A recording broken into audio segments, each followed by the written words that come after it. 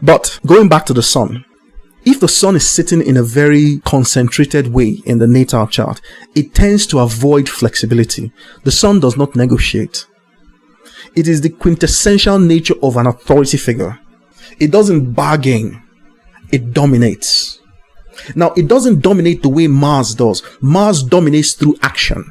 You can see that action is the result of a charge difference in some sense. There is in your head, an ideal state pops up, and you contrast that with the state that you're currently in. It means that the difference means that there is an opportunity for movement. Potential energy becomes kinetic energy. You make a move. That move that you make, that's what that Martian function is talking about. And there are an entire whole lot of processes in your body designed just to respond to that. All right? The sun is not like that. The sun is a presence, period. And where it sits is where that presence sits. So the sun doesn't really know that it's a presence. That's what it's there to understand in your natal chart. It's there to understand in that location that it is a significant presence. And it doesn't know that when the journey begins, which is the journey of ambition. When ambitions are realized and the product of that ambition is sitting as an open representation in Capricorn or in the 10th house, then the sun begins to realize what it is. It's a powerful person, an influential person, somebody who has a big stature, somebody who has a big reputation, somebody whose ways of doing things changes the lives of people in some sense. But that's the sun. But there's something also about the sun. It is that it is powerfully, I've already spoken about authoritative, but it is powerfully truthful. You've heard the saying, lions don't concern themselves with the opinion of sheep. Yeah, I know that has been bastardized and brutalized and used as an excuse to decimate people. But that's not what it means. You see, the sun is the physical manifestation of the animatrix. I call it the animatrix, but it's not really an animatrix. I'm just using that term. The animator, the thing that is allowing the projection to take place in this part of the universe. And so the sun is a radiating source, pouring out a tremendous amount of energy, and in all forms, in electromagnetic forms, it is pouring it out to all aspects of the universe. This energy, or whatever you want to call it, because energy is not a fundamental term for this thing, okay? This dissonance, like a vibration, or the need or the space for something to vibrate, which is what we're calling energy, you understand? It exists as a condition, a specific mathematical condition. And the reason why that condition exists is so that things can self-organize, you see. There's nobody that is telling an electron how to behave around a nucleus. There's nobody that is really telling the leaves how to organize themselves. There's nobody telling which animal what to do and how to give birth. There's nobody doing all these things. These things are self-organizing because the rules and the laws, they are embedded right there in the system. They are the system. They are not separate, you understand? So everything has access to what it needs. I'll tell you the reason why. It has to do with a very high level of geometry, because the universe is flat and there are certain constraints that flatness depend on. So there is an equidistribution, a balance all through the universe that is helping to maintain this thing. It can't really be anything else. When you try to unbalance the system, it will lead to corrections, either on a personal level, on a societal level, on a global level, whatever level you want to call it. You understand? It leads to corrections. There are cycles of corrective activities all over the place. It's just that, if you haven't put them together, you may not see the string. All right? When there's a dissonance and the dissonance goes too far, there's something that brings it back.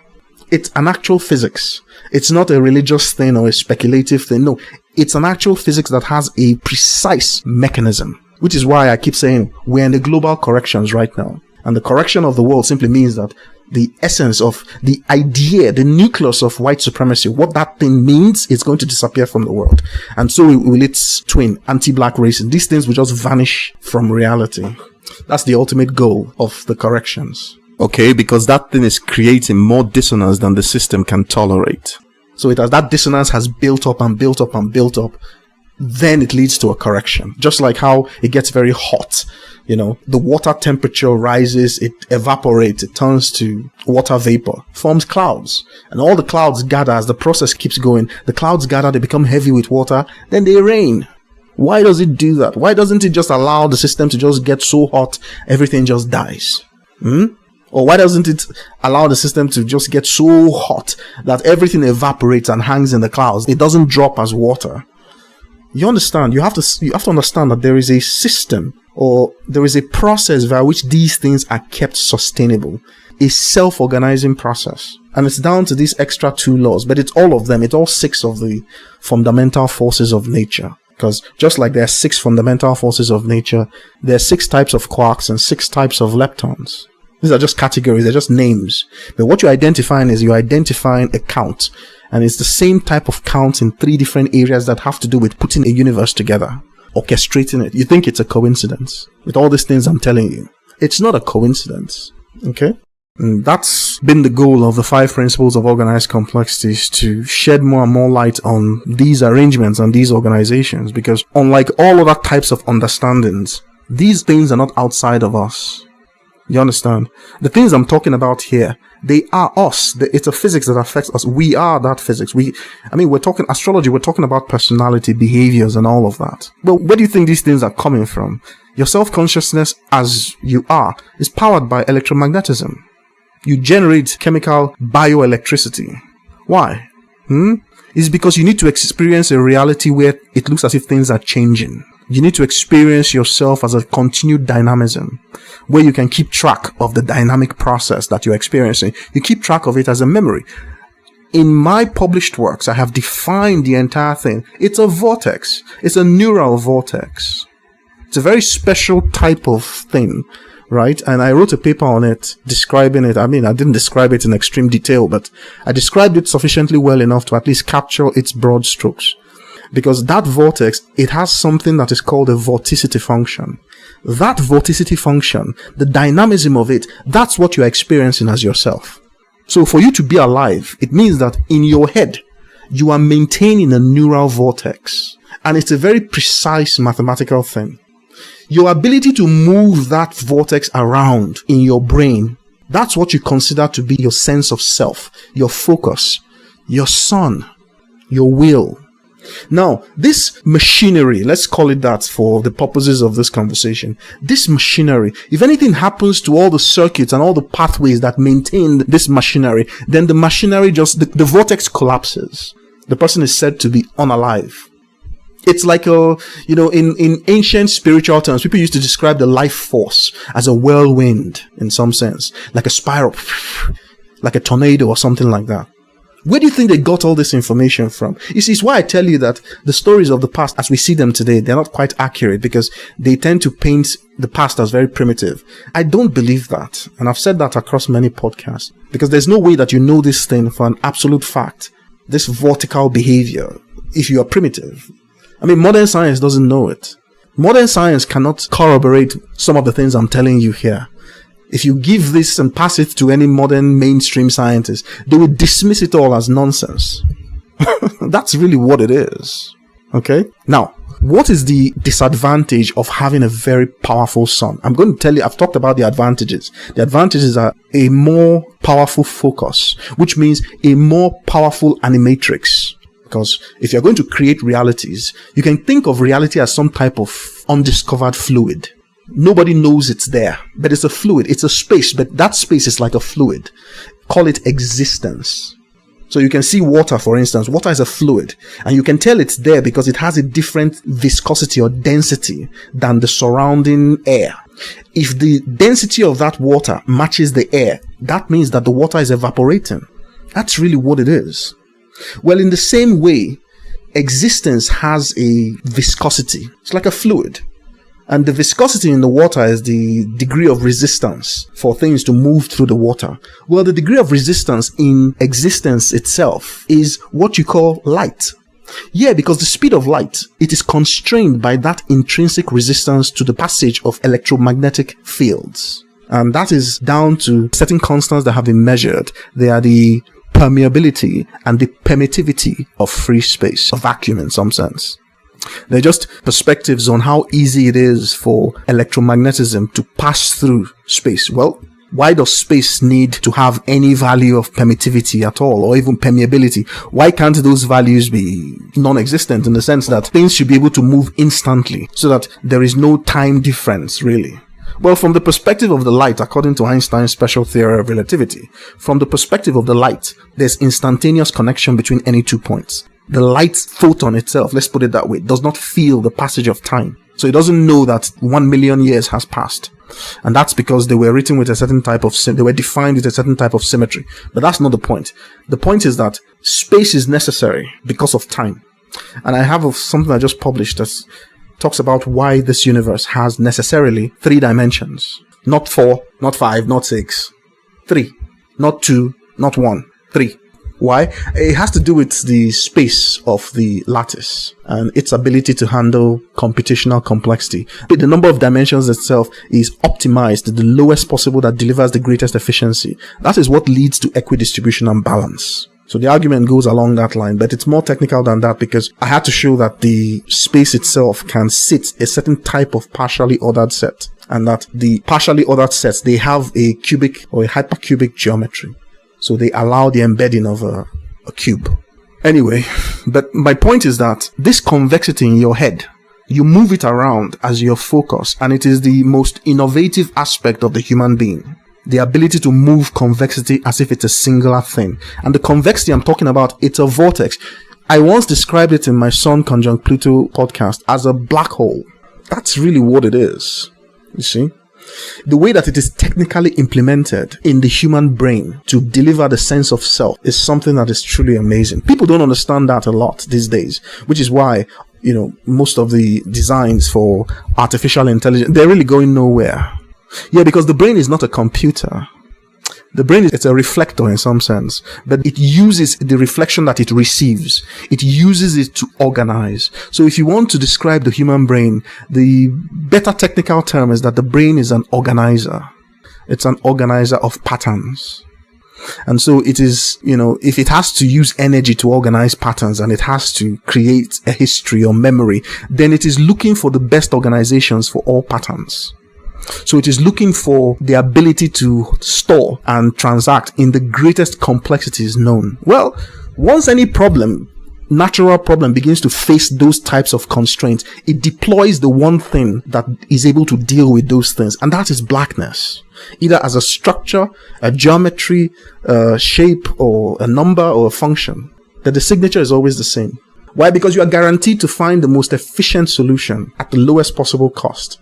And the solutions, because they are patterned by the same thing, the same process, they all fit together. There's no noise, no dissonance, no random whatever. Whatever dissonance exists, it is quantized so that you can use it for action, precise action. That's how you operate as a living being. Without it, the complexity in your head could not be sustained. It means that you cannot be sustained. And so what is the point of astrological thinking? You understand? These are profound things. That's really what it is. But people who tend to hyper-focus, for instance, which means you have a sun that is not allowed to fully express itself. It is constrained, almost as if it is restricted from shining all over the place and radiating all over the place, such that the radiation is now squeezed in some sense and channeled into a particular focus, like a laser. You hear of people who have laser-like concentration. It means that they're able to gather themselves to a point whereby it feels as if everything else is excluded. And they're able to marshal most of their body towards that. Long-term concentration. The ability to persevere for a long term. Or the ability to maintain a high tempo for a long term. Obviously, you need energy for that. So usually natal charts that have those types of stories, there is always something going on in Scorpio or Pluto or the 8th house to generate the type of emotional intensity that powers this type of dynamic. Otherwise, you can't maintain that level of coherency over a very long period of time. Something needs to refresh it, re-energizing the motive. Now, people who have concentrated suns like that, they usually come across as awkward in one or two ways. Because the sun is designed to radiate into every corner, and that's the nature of self-observation, radiating into every corner. When it is restricted, it means that some corners don't really get observed. And those corners, they represent important parts or important areas in the life stories of people. For some people, they get very awkward when they come into the reality where they have to deal with strangers, and then boom, it's like their sense is completely gone. They can't function. They learn through trial and experience. They develop a couple of repertoires that allow them to function in those spaces, but they don't belong in those spaces. Meanwhile, there are others who are so natural that when they come into the theater where they encounter other people, they are like a fish in water. It comes so naturally to them. Why? So, natal charts, they basically describe different types of aptitudes and predispositions. But underlying it all is a very precise and accurate structure. I've said many times, the structure is precisely mathematical, meaning that it's something that you can define. It means that something that can be understood. Let me tell you something that I don't say very often. What do you think is going to be the ultimate product? If you want to think about it that way. I don't like to think about it that way, which is why I don't usually talk about this. But one of the most rarest things is human personality. It's so rare, it takes a human to make it. And so the human that is experiencing knowledge, ignorance, self-awareness, lack of self-awareness, anger, joy, sadness, love, whatever. Well, all of these are just different pathways or locations in an evolving personality, which is like a story. A very complex structure indeed. And that complex structure, that uniquely complex structure, it cannot be separated from the human or the self-awareness that is generating it. Meaning that your astrological story is uniquely yours. The way that you will do whatever you do and the way that you will interpret whatever you interpret, it is uniquely yours. That is the rarest thing. People are building artificial intelligence agencies. Now, let's imagine that it's actually successful. People actually build a successful AI or an ASI or an AGI, an artificial general intelligence. Well, it's like a person. It's literally a person in some sense. You cannot differentiate in some sense, right? Yeah, but until it has a personality, personality, that is its own unique definition in the universe. How do you know what that personality is going to be? We have as many different personalities as we have human beings, and none of the two personalities are exactly alike. There are broad categories and broad similarities, which is why we can have astrological signs. But if you look at those astrological signs, there are 30 degrees on each astrological sign, meaning that there are 30 different placements. So at each degree, any sign can produce any functional light. But every time a functional light appears at a certain degree of a particular sign, it is sitting in a different way to somebody else who has that same thing, but at a more advanced degree or at a less advanced degree or whatever. Because the counts mean something. Think of them as intensities towards phase transitions. You know what a phase transition is? When the quality of something is changing till all of a sudden there's a sudden change all over the thing and the thing just transitions. It's like water becoming ice. It's a phase transition. And the natal chart is complex like that. So when you have a very powerful sun, you're not able to animate. Not when I say powerful, very restrictive sun. That is a sun that is, it sits like a laser in some sense. It's capable of hyper focus. If you have the sun in a more distributed area, like for instance in the 12th house or in Pisces, then the sun is so distributed it appears as if it is diluted. Now, it means that you can land on the sun, and that place that you are landing on is at a very manageable temperature. The surface of the sun is 6,000 degrees centigrade according to mainstream science. So if you have a material that can survive 10,000 degrees centigrade and still be cool or still be able to function or have rigorous material properties, then you can land on the sun. But the sun in the corona, which is a region of space where the sun traps magnetic particles, it traps them there. So it heats them like a pump, meaning the heat doesn't really have anywhere to go because they're trapped in the magnetic field. So the corona is millions of degrees hot, and yet the surface of the sun is cool. So if you're going to the sun, the challenge is to get past the corona. Because what the sun does in astrological chart and in physics is it provides the energy, the resonance, the vibrations that are needed to move things towards the valley of complexity. So like I said, complexity is like a valley. Gravity is like a valley as well. So things just fall into complexity. They fall into organized complexity as naturally as big rock rolls downhill or water flows downhill. Do you understand? That's really what it is. Okay? And it's all programmed from the starting rules because it's all prescribed. So examine the sun in your natal chart. Look at its placement. Look at its position. Look at how it is aspected. And know that the entire point of Leo is to get to Capricorn and then Aquarius. The success of Leo is to sit in Aquarius because Leo represents the individualized ego.